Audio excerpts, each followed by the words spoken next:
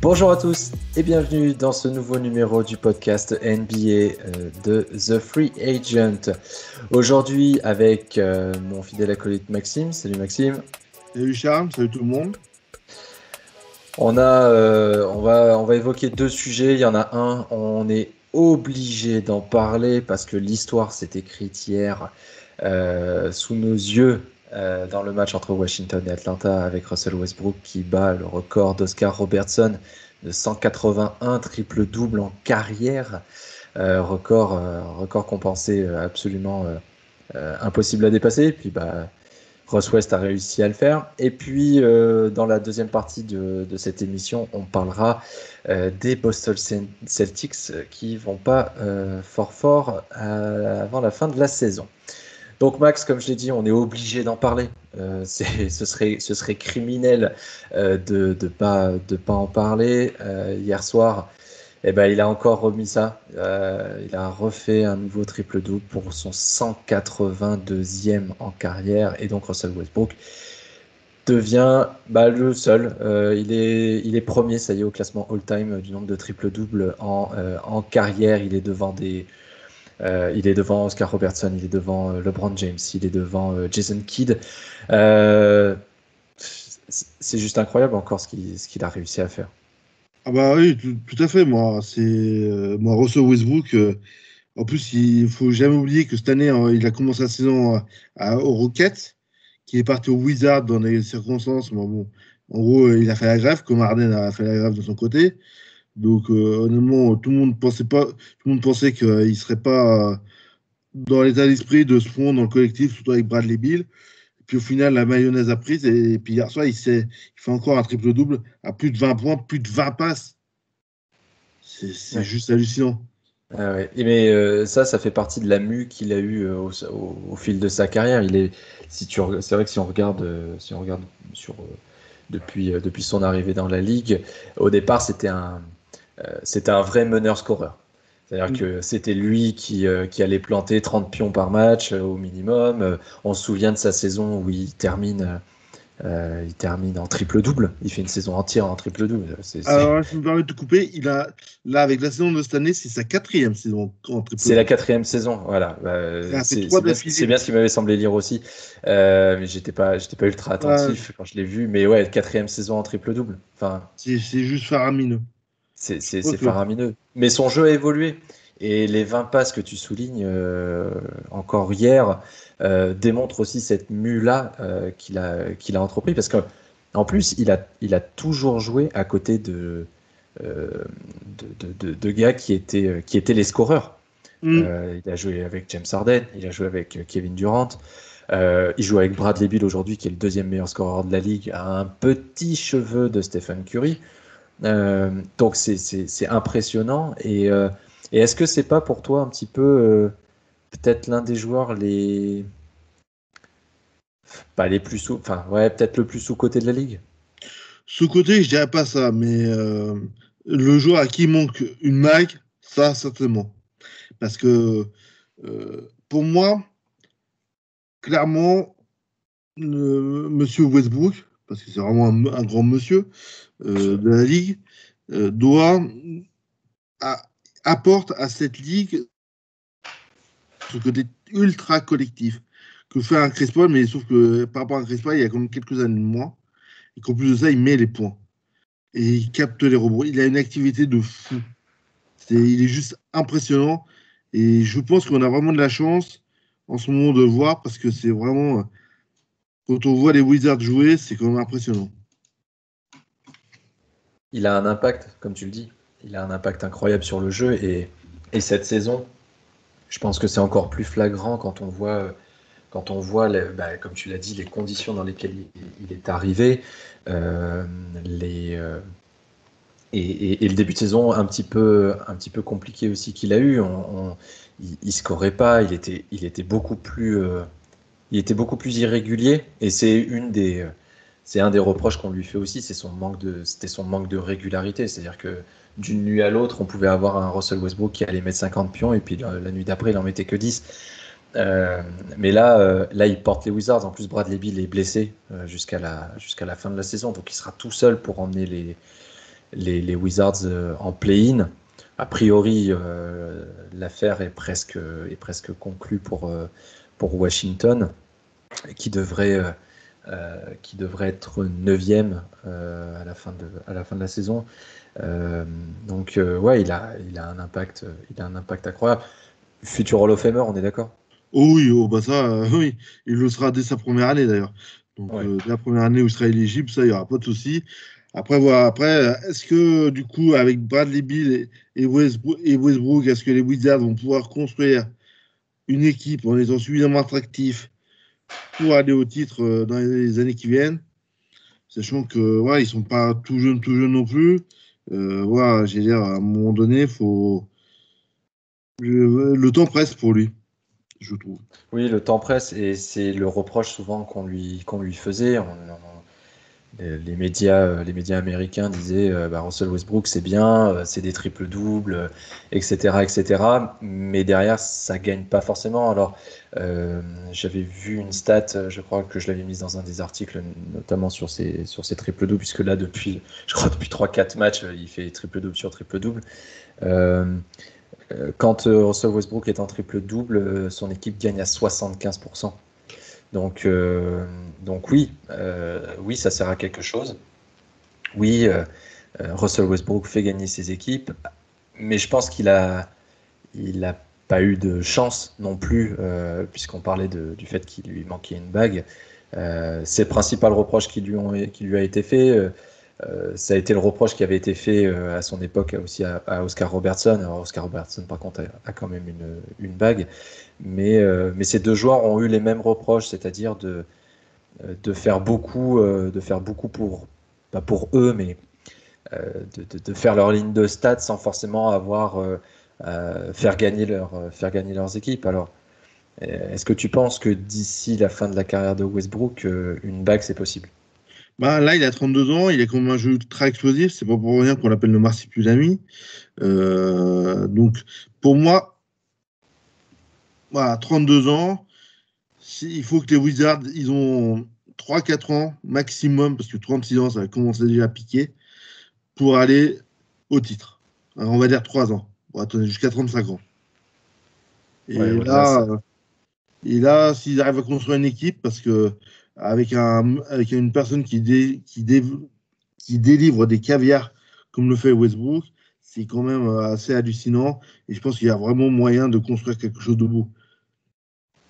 ouais, Donc, le duo que Washington a avec Bradley Beal et Russell Westbrook, bah effectivement, la mayonnaise a très bien pris. Et s'ils sont là où ils sont aujourd'hui, alors que a priori, pas grand monde les attendait à ce niveau-là avec le départ de John Wall.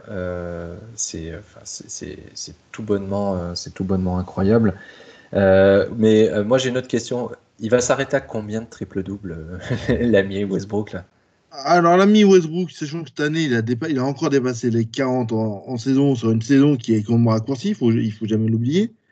C'est qu'on on a que 72 matchs au lieu des 82. Et mine de rien, ça fait quand même potentiellement 10 triple-doubles de plus.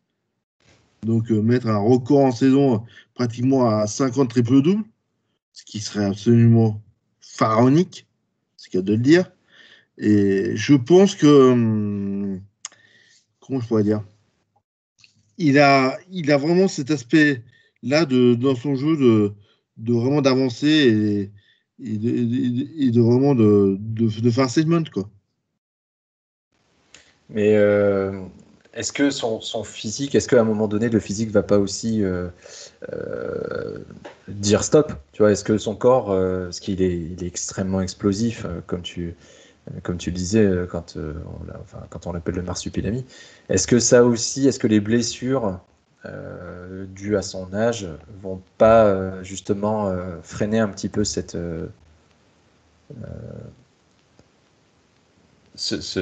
Comment dire? Oui, sa fin de carrière. Bah, Ouais, voilà. c'est sûr que moi, je suis assez d'accord avec toi, mais après, il y a toujours le risque de la blessure, surtout à son âge. Quand on voit le cas de LeBron James, clairement, ce qui arrive là, cette année avec la saison, bon, avec l'intersaison très courte. Là, je pense que, à mon avis, l'année prochaine, ça va vraiment être une saison pleine avec une vraie intersaison. Bon, après, on va savoir si les JO ont lieu. C'est vrai qu'on imagine des associations Harden, Westbrook, Durant, LeBron James, comment dire, un Julius Randle, Team USA qui pourrait avoir une équipe avec Stephen Curry, bien entendu. Il y a peut-être vraiment une équipe digne de 92, je pense. Et je pense que, clairement, de mon point de vue, Westbrook et a tout le potentiel, je pense, physique, parce que maintenant, il sait se gérer aussi. En mettant plus de passes, en étant un peu moins scoreur, en donnant plus de scores à Bradley Beal, il est quand même plus dans le jeu collectif. Donc pour moi, il sollicite moins ses articulations, parce que clairement, pour un joueur ultra musclé comme lui, les soucis qui vont pêcher au niveau physique, ça va être au niveau des articulations. On n'est pas à l'abri d'une mauvaise réception de saut, d'un joueur qui tombe sur le pied, d'un dunk où on s'est mal à la main. Mais clairement, c'est surtout les articulations, le genou en particulier, je pense, auxquelles je pense, qui peuvent vraiment le freiner. Mais autrement, oui, pour moi, je le vois bien jusqu'à 35-36 ans. Ouais. Ouais. Et puis alors les 200 triple double, je pense que c'est une marque qui va être assez vite, assez Oui. vite atteinte par Westbrook. Bravo Russell Westbrook, si jamais tu écoutes ce podcast, on ne sait jamais. Bravo, c'est tout simplement phénoménal. Et puis on va profiter d'avoir ce type de joueur parce qu'il y en aura pas d'autres. On aura toujours des joueurs qui paraîtront comme tu vois, à l'image d'un, d'un Chris Paul qui peut faire penser à Stockton, d'un LeBron James qui peut faire penser à Magic Johnson. On aura peut-être un jour un autre joueur, alors peut-être pas tout de suite, peut-être un joueur à qui on collera cette image de dire ah, il nous fait penser à Russell Westbrook dans son physique. Alors il faudra qu'il soit meneur déjà, et il Mhm. faudra qu'il ait un physique, absolument incroyable. Notre deuxième sujet du jour, on va parler des Boston Celtics et pas forcément pour les bonnes raisons. Hier soir, Jaylen Brown s'est blessé au ligament scapho-lunaire, donc c'est au poignet. Pour vous situer un petit peu où c'est. Et il va manquer le reste de la saison. Euh, c'est clairement pas une bonne nouvelle, ça, Max. Clairement, mais bon, en même temps, comment je pourrais dire, Boston n'a pas attendu d'être de la blessure de Jalen Brown pour être en difficulté. Donc pour moi, effectivement, là, ils ont des matchs clés, en particulier ce soir, où ils jouent contre le Heat de Miami euh, en back-to-back, oui, en deuxième match affilé, euh, et où ça va se décider ce soir s'ils terminent dans les 6, mais ça m'étonnerait, ou dans les 7, parce que pour moi, la blessure de Jalen Brown, c'est un épiphénomène. À mes yeux, c'est juste la conclusion d'une saison gâchée et d'un gros gâchis fait par Jerry Henge, pas Jerry, Danny Henge, le GM, qui est pour moi fait du n'importe quoi cette année. Bah, c'est vrai ils ont eu une année, ils ont eu une année super compliquée. Il y a eu Tatum qui a eu le Covid. Euh, avec leurs quatre meilleurs joueurs, donc c'est-à-dire Brown, Smart, Tatum et Kemba Walker, avant l'arrivée d'Evan, bien entendu, ils ont disputé que 18 matchs ensemble. Donc c'est sûr que tu ne construis pas, même s'ils se connaissent déjà, même si certains jouent ensemble depuis plusieurs années, tu peux pas construire, une équipe sur le long terme long terme Bah, comme ça. Vas-y. Moi, le gros souci que je vois, c'est qu'il n'y a pas de secteur intérieur à Boston. C'est qu'ils font Ah venir oui, non, Evan oui, ça je suis pour Evan. d'accord. Mais le pauvre Tristan Thompson, déjà, pour moi, il a pas les épaules pour. Et ouais, clairement, maintenant, c'est le retour des big man face à Embiid, face à un Antetokounmpo, face à un Julius Randle. Bon, il fait pas le poids. Ouais, il n'est pas au niveau. Ah Et oui, non, non, clairement, non, ça c'est sûr. Et même au-delà du secteur intérieur, tu as le banc. non. Alors le banc, je sais pas si, s'il existe, mais enfin, c'est catastrophique cette saison. Et pareil, tu peux pas tenir avec seulement 5 joueurs. Euh, les, euh, euh, les Celtics ont utilisé quand même, attention, 34-5 de départs différents cette saison. C'est quand même 2 fois plus que l'année dernière. Donc c'est un record de franchise évidemment sur une seule saison. Depuis qu'on a commencé à noter les titulaires en 83 et 84.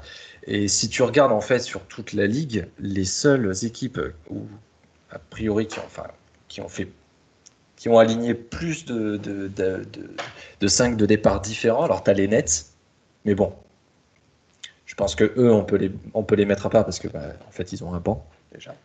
Oh oui. Et tu as Toronto qui a 34 et tu as les Rockets qui sont à 40. Donc c'est quand même 2 équipes qui sont quand même beaucoup plus loin au classement et qui vont se diriger vers la loterie enfin, sauf surprise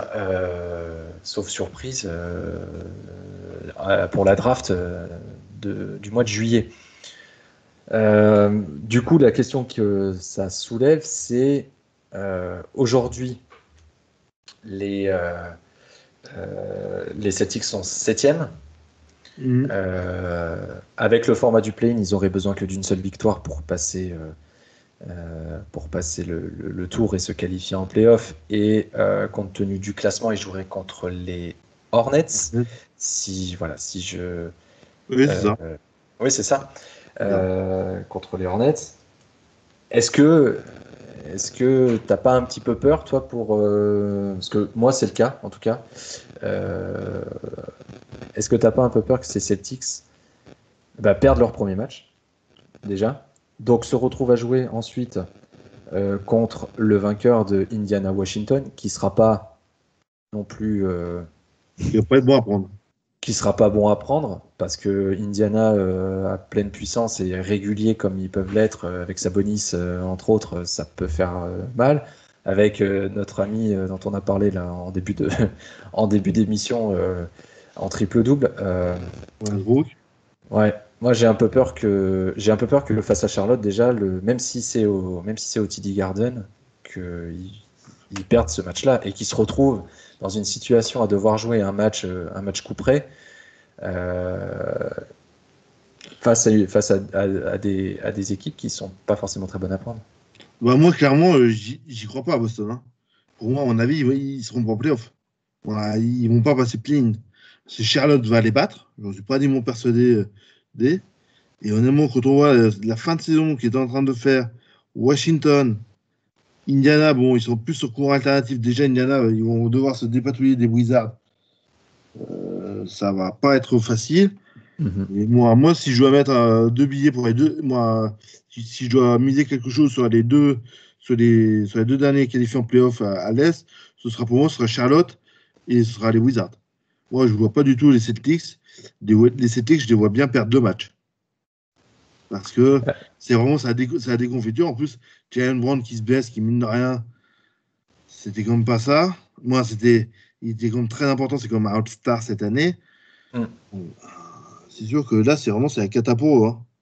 Ouais, ouais, ouais. Non, mais c'est sûr que son absence va laisser Tatum, Smart et Kemba et puis Evan un petit peu tout seul. Cette saison, c'est 24,7 points par match quand même, Jalen Brown, avec une efficacité au tir à 48,4%. Si on regarde le calendrier de nos amis des Celtics, J'ai regardé un peu tout à l'heure. Et donc là, ils alors jouent il leur reste 4 matchs, le, ouais. le 8 à domicile. Et après, par contre, ils ont 3 matchs à l'extérieur. Et là, ils vont à Cleveland et Minnesota, ça va. Mais par contre, le dernier, ils vont à New York en back-to-back. Parce que là, clairement, là, ils font 2 back-to-back. Ils font donc Miami ce soir, Cleveland demain. Ouais. Cleveland qui a rien à perdre avec des joueurs qui sont juste dans une recherche de temps de jeu et de se reconnaître pour essayer éventuellement de partir ailleurs. Minnesota qui fait mine de rien, qui fait des misères, pas mal d'équipes en fin de saison où ils se réveillent. Et New York où j'en parle même pas, dernier match, où ils vont chercher, moi. Ils peuvent laisser filer le match, mais je vois difficilement New York laisser filer un match face à Boston, surtout au Garden. Au Garden. Oui. Et puis Donc, c'est pas le genre de Tim Thibodeau de laisser filer un match. ouais. Euh, Donc c'est vrai que si on fait le compte sur les 4, ils peuvent en prendre 2. Ouais. A priori les Cavs et les Wolves, Mhm. ça devrait être bon. Le Heat, compte tenu du match qu'ils ont fait dimanche soir, on rappelle score final 130 à 124. Le Heat avait marché sur les Celtics pendant une bonne période. Il leur en avait. Enfin, si on reprend le score qu'il y avait à la mi-temps, il y avait 79-53 pour Miami, donc 81 points encaissés en une seule mi-temps, c'est juste pas possible. Et Jaylen Brown était là. Donc sans lui ce soir, donc Miami est favori bien entendu, de pas grand-chose, seulement 2 points, mais là, ne serait-ce que ça. Est-ce que tu penses qu'il pourrait. Alors, ça change pas grand-chose qu'il soit.